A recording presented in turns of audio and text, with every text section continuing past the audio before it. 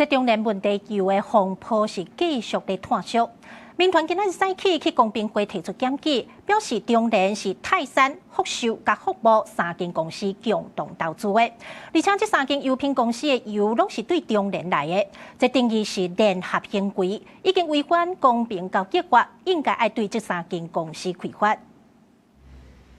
中聯油脂問題油的風波也在炭燒，民團拜四早起到公平會提出檢舉，指控中聯油脂發現油的品質出問題了後，若無照實按法主動通報回收，顛倒是佇6月15找泰山、福壽甲福茂三間公司做伙開會，做出無愛公開而且繼續生產、繼續復檢的決定，一直延遲到6月30才通報，這會造成這大的食安危機。泰山、福壽、福茂油這3家油品公司彼此是具有競爭關係的，對市場而言，他們就是應該要彼此競爭，而不應該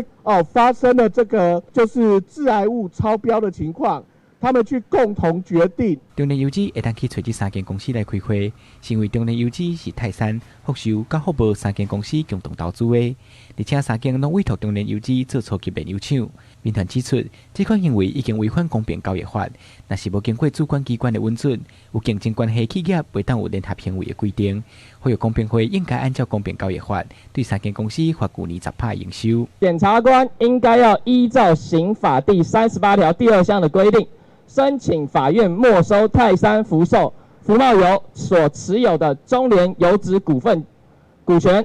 再依法標售，